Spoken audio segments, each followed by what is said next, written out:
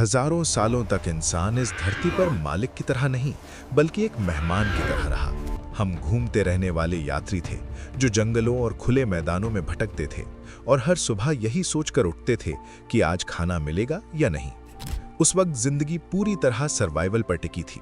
कभी हम शिकारी होते थे, तो कभी खुद किसी बड़े जानवर का शिकार बन जाते थे। हमारी आंखें आसमान में बादलों को नहीं, बल्कि शिकारी पक्षियों को तलाशती थीं, और हमारे कान हवा की हर आवाज में किसी छुपे खतरे को सुनने की कोशिश करते थे। घर जैसी कोई चीज नहीं थी, बस गुफाएं थीं, वो भी थोड़े समय के लिए, और जिंदगी का एक ही मकसद था, किसी तरह जिंदा रहना। लेकिन फिर करीब 12,000 साल पहले, जब आखिरी आइस एज खत्म हो रही थी और धरती एक नए दौर में कदम रख रही थी, हमारे पूर्वजों ने प्रकृति के एक बेहद सिंपल रूल में एक बड़ा सीक्रेट खोज लिया। यही वो खोज थी जिसने इंसान को भटकते हुए शिकारी से किसान बना दिया, नोमैडिक लाइफ को सोसाइटी में बदला और पत्थर के औजारों से भविष्य लिखने की शुरुआत कर दी। ये कहानी सिर्फ गेहूं या चावल की नहीं, बल्कि उस चिंगारी की है जिसने इंसान की पूरी यात्रा को नई गति दी।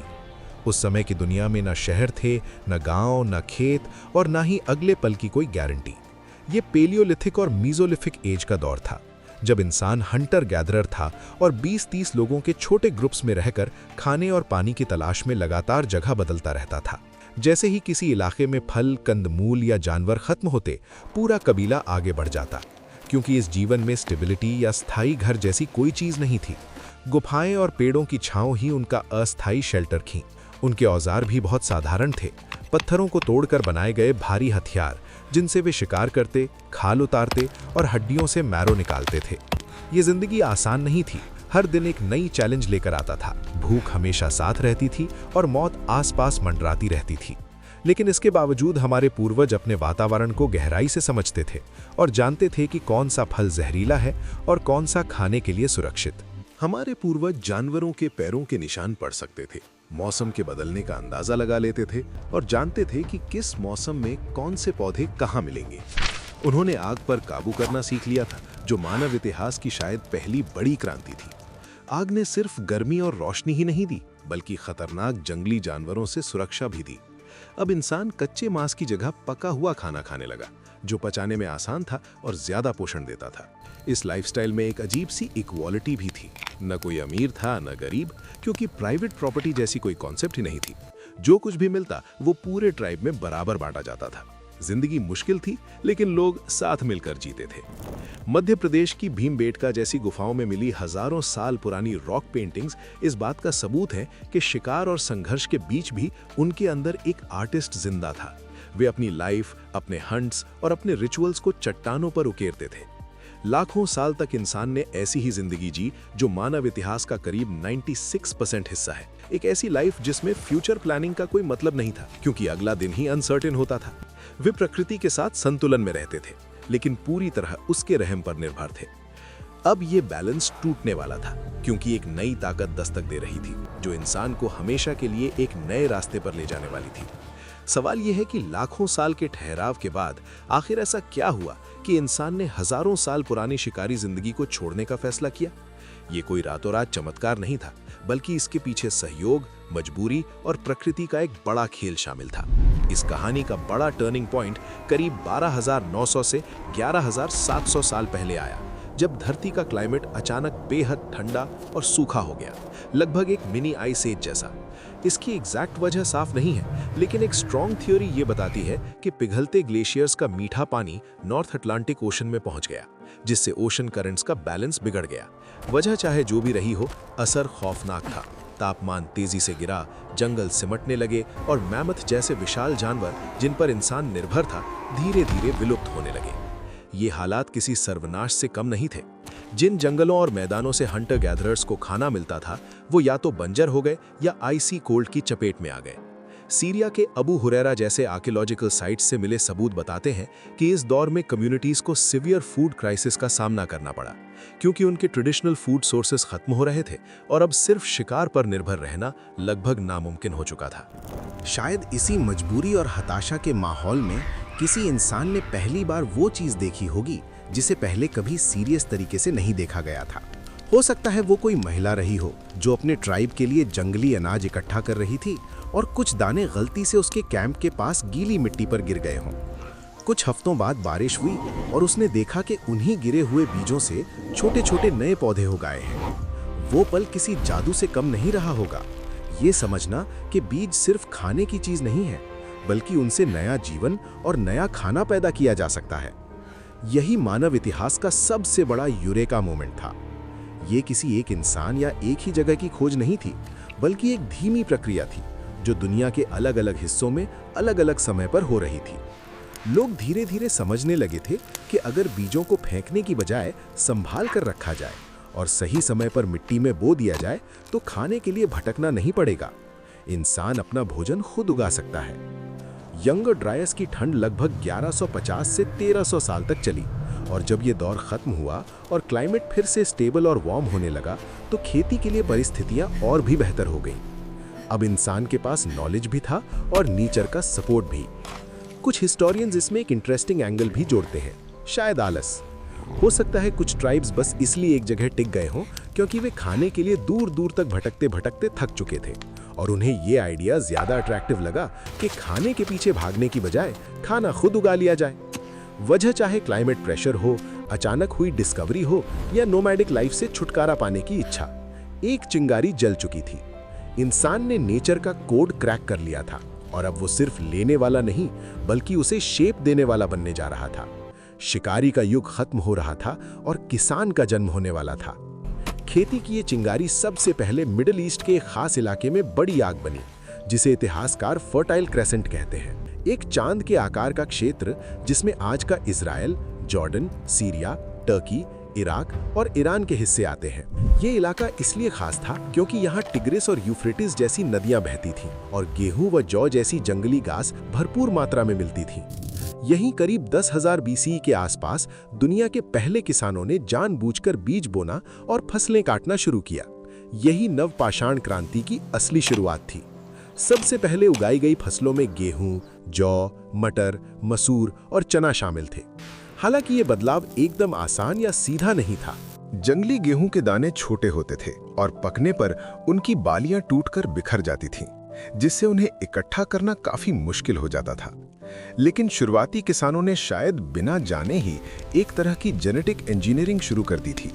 वे हर साल उन्हीं पौधों के बीज चुनते थे जिनकी बालियां ज्यादा मजबूत होती थीं और जिनमें दाने बड़े होते थे। और हजारों साल की इस चयन प्रक्रिया के बाद जंगली पौधे धीरे धीरे पालतू फसलों में बदल गए। खेती के साथ साथ औजारों में भी बड़ी परिवर्तन आई। पूरा पाषाण युग के भारी भरकम पत्थरों की जगह अब नवपाषाण युग के ज्यादा तेज, चिकने और कुशल औजारों ने ले ली। जमीन खोदने के लिए पत्थर की कुदाल बनी, फसल काटने के लिए चकमक पत्थर या हड्डियों से बनी हंसियां आईं और अनाज पीसकर आटा बनाने के लिए पत्थर के चक्की पाट इस्तेमाल होने लगे। ये औजार दिखने में भले सरल थे, लेकिन उन्होंने खेती को कहीं ज्यादा आसान और विश्वसनीय बना दिया। ये बदलाव सिर्फ एक क्षेत्र तक सीमित नहीं रहा। चीन में यांगजे और पीली नदी की घाटियों में करीब 9000 साल पहले जंगली चावल उगाया जाने लगा। अमेरिका में मक्का और सेम की खेती शुरू हुई और अफ्रीका में जौर व बाजरा उगाए जाने लगे। अब कहानी भारतीय उपमहाद्वीप की ओर बढ़ती है, जहां कृषि के सबसे पुराने और मजबूत प्रमाण हमें मेहरगढ़ नाम की स्थल से मिलते हैं, जो आज के पाकिस्तान के बलूचिस्तान क्षेत्र में स्थित है। यहाँ पुरातत्वविदों को लगभग 7000 ईसा पूर्व के सबूत मिले हैं, जो दिखाते हैं कि लोग गेहूं और जौ उगाते थे और भेड़ व बकरियों को पालतू बना चुके थे। ये सिंधु घाटी सभ्यता से भी हजारों साल पुराना है और भारतीय उपमहाद्वीप में खेती और स्थायी बस्तियों की शुरुआत का सबसे मजबूत प्रमाण माना जाता है। मेहरगढ़ की खुदाई में कच्ची ईंटों के घर, अनाज भंडारण संरचनाएं, पत्थर के औजार और यहाँ तक कि कपास की खेती के दुनिया के शुरुआती प्रमाणों में से एक भी मिला है। मेहरगढ़ अकेला उदाहरण नहीं है। उत्तर प्रदेश की बेलन घाटी से चावल की खेती के शुरुआती निशान मिले हैं, जो लगभग 4500 ईसा पूर्व के हो सकते हैं। और बिहार के चिरांद जैसे स्थलों से भी नवपाषाण कालीन खेती बस्तियों के अवशेष मिले हैं। खेती के साथ एक नई समस्या भी सामने आई, फसल को संग्रहित कैसे किया जाए। और इसी जरूरत ने एक और बड़ा आविष्कार दिया, मिट्टी के बर्तन। शुरुआती किसानों ने गीली मिट्टी को आकार देकर और आग में पकाकर मजबूत घड़े बनाना सीखा, जिनमें अनाज और पानी को नमी और कृंतकों से बचाकर रखा जा सकता था। इस तरह बीज बोने के एक छोटे से विचार ने पूरी दुनिया को बदलना शुरू कर दिया था। खेत तैयार थे, औजार हाथ में थे और भंडारण के लिए पात्र भी बन चुके थे। इंसान अब सिर्फ शिकारी नहीं रहा था, वो एक सर्जक बन चुका था। और इस बदलाव का असर सिर्फ उसके पेट तक सीमित नहीं रहने वाला था, बल्कि उसके पूरे समाज को जड़ से बदलने वाला था। खेती के आविष्कार ने मानव समाज की पूरी संरचना को हमेशा के लिए बदल दिया। ये सिर्फ खाना पैदा करने का नया तरीका नहीं था, बल्कि जीने का एक बिल्कुल नया दृष्टिकोण था, जिसकी नींव पहले किसानों ने रखी और हम आज भी उसी दुनिया में जी रहे हैं। इसका सबसे बड़ा असर पड़ा स्थिरता पर।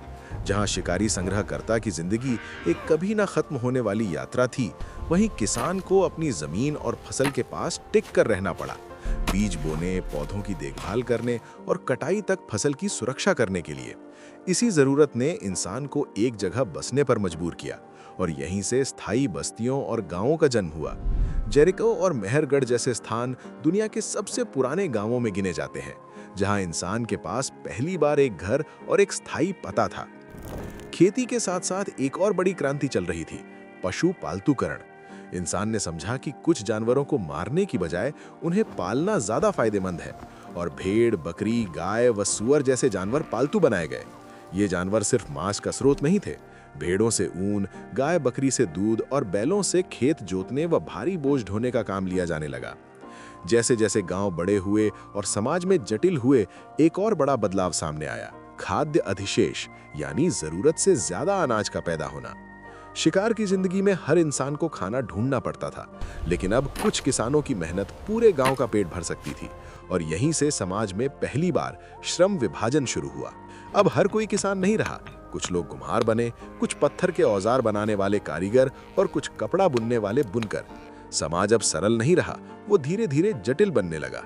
इसी अधिशेष और विशेषीकरण से एक नई सोच पैदा हुई, निजी संपत्ति की सोच। जहां शिकारी समाज में सब कुछ साझा होता था, वहीं अब ये मेरी जमीन है, ये मेरी फसल है, ये मेरे जानवर है जैसा विचार जन्म लेने लगा। जिसके पास ज्यादा जमीन, अनाज और पशु थे, वही ज्यादा शक्तिशाली और धनी माना जाने लगा और यहीं से असमानता की शुरुआत हुई। गांवों का आकार बढ़ने और समाज के जटिल होने के साथ नियमों और नेतृत्व की जरूरत महसूस हुई। झगड़े कौन सुलझाएगा, अनाज के भंडारण की रक्षा कौन करेगा, और यहीं से संगठित समाज की कहानी आगे बढ़ने लगी। इन सवालों के साथ ही समाज में मुखिया, सरदार और राजा जैसी भूमिकाएं उभरने लगीं और धीरे धीरे एक पदानुक्रम बन गई, जिसमें शासक, पुजारी, सैनिक और सामान्य लोग शामिल थे। कृषि ने जनसंख्या वृद्धि को भी तेज कर दिया, क्योंकि घूमने फिरने वाली शिकारी मां के लिए एक से ज्यादा छोटे बच्चों को संभालना मुश्किल था, जबकि स्थायी गांव में एक स्त्री ज्यादा बच्चों को जन्म दे सकती थी और उनकी बेहतर देखभाल कर सकती थी। ज्यादा खाद्य का मतलब था ज्यादा लोग, और ज्यादा लोग आगे चलकर बड़े गांव बने, जो समय के साथ दुनिया के पहले नगरों में बदल गए। यानी खेती सिर्फ पेट भरने का तरीका नहीं थी, बल्कि एक सामाजिक और आर्थिक इंजन थी, जिसने हमें घर, समाज, विशेषीकरण, व्यापार दिया और साथ ही असमानता और संघर्ष भी। आज की दुनिया, जहां सरकारें, सेनाएं, बाजार और राष्ट्र हैं, उनकी जड़ें उसी पहले बीज में छिपी हैं जिसे किसी अज्ञात पूर्वज ने हजारों साल पहले बोया था। अब तक हमने कृषि क्रांति को एक सफलता की कहानी की तरह देखा है, लेकिन क्या ये प्रगति बिना किसी कीमत के आई थी? कुछ इतिहासकार और मानव विज्ञानी जैसे जैरेड डायमंड कृषि को मानव इतिहास की सबसे बड़ी गलती तक कहते हैं। उनका तर्क है कि इसका पहला नुकसान हमारी आहार में गिरावट थी। शिकारी संग्रहकर्ता तरह तरह के फल, जड़ें, मेवे और मांस खाते थे, जबकि शुरुआती किसान कुछ सीमित फसलों जैसे गेहूं, चावल या मक्का पर निर्भर हो गए। पेट तो भर गया, लेकिन पोषण विविधता खत्म हो गई। प्राचीन कंकाल बताते हैं कि शुरुआती किसानों की लंबाई कम थी, दांत ज्यादा खराब थे और कमी जनित रोग आम थी। दूसरा बड़ा जोखिम था अकाल का। शिकारी समूहों के पास खाद्य विकल्प होते थे, लेकिन किसान पूरी तरह अपनी फसल पर निर्भर था। सूखा, बाढ़ या कीट आक्रमण पूरे गांव को भुखमरी की तरफ धकेल सकता था। तीसरी बड़ी कीमत थी रोगों का फैलाव, क्योंकि छोटे घुमंतु समूहों में महामारियां फैलना मुश्किल था, लेकिन घनी बस्तियों और नगरों में हजारों लोग पास पास रहने लगे, जिससे बीमारियों को फैलने का पूरा मौका मिला। इसके अलावा जब इंसान पालतू जानवरों के बहुत करीब रहने लगा तो चेचक, खसरा और इन्फ्लुएंजा जैसी कई नई बीमारियां जानवरों से इंसानों में फैलने लगी। चौथा असर ये हुआ कि कृषि ने काम और मेहनत को कई गुना बढ़ा दिया। माना जाता है कि शिकारी संग्रहकर्ता हफ्ते में सिर्फ 15-20 घंटे खाद्य जुटाने में लगाते थे और बाकी समय आराम और सामाजिक जीवन में बिताते थे, जबकि एक किसान को सुबह से शाम तक खेत में लगातार कठोर परिश्रम करना पड़ता था। ये अंतहीन और थकाने वाली जीवन शैली थी, जिसका सबूत प्राचीन कंकालों पर गठिया के निशान देते हैं। और आखिर में, जैसा हमने पहले भी देखा, खेती के साथ सामाजिक असमानता और युद्ध का जन्म हुआ। जैसे जैसे जमीन और अनाज के रूप में संपत्ति जमा होने लगी, लालच और संघर्ष बढ़ने लगे। एक गांव दूसरे गांव के अनाज पर हमला करने लगा। समाज शासकों और शासितों, धनी और गरीब में बंट गया और युद्ध व दास्ता जैसी संस्थाएं सामने आईं। तो क्या इसका मतलब यह है कि कृषि एक गलती थी? शायद नहीं। ये ऐसा जाल था जिसमें मानवता एक बार फंसने के बाद बाहर नहीं निकल सकती थी। खेती ने भले ही व्यक्तिगत स्तर पर जिंदगी को कठिन बनाया हो, लेकिन जनसंख्या वृद्धि को संभव किया। और जब जनसंख्या बढ़ गई तो शिकारी जीवन शैली में लौटना असंभव हो गया, क्योंकि वो इतनी बड़ी आबादी को पोषित नहीं कर सकता था। ये एक समझौता था जहां हमने व्यक्तिगत स्वास्थ्य, आराम और समानता की कीमत पर खाद्य सुरक्षा और बड़ी जनसंख्या को चुना। ये एक क्रांति थी जिसने हमें सभ्यता दी, लेकिन उसकी भारी कीमत भी वसूली। अब जरा आज की दुनिया में लौटिए। आप शायद अपने स्मार्टफोन पर ये सब पढ़ रहे हैं, आराम से कुर्सी पर बैठे अपने घर के अंदर, और हो सकता है आपने अभी अभी रोटी या चावल खाया हो। क्या आपने कभी सोचा है कि आपकी जिंदगी की ये सरल वास्तविकता उस पहली फसल से कैसे जुड़ी है जिसे हजारों साल पहले किसी अज्ञात इंसान ने जमीन में बोया था? वो खोज जिसने हमें शिकारी से अन्नदाता बनाया, मानव इतिहास की बस एक घटना नहीं थी, बल्कि वही नींव है जिस पर आज की पूरी आधुनिक दुनिया खड़ी है। आपके हाथ में स्मार्टफोन हो, जिस शहर में आप रहते हैं, जो किताबें आप पढ़ते हैं या जिस सरकार को आप चुनते हैं, अगर इंसान आज भी सिर्फ खाने की तलाश में भटक रहा होता तो ये सब संभव ही नहीं होता।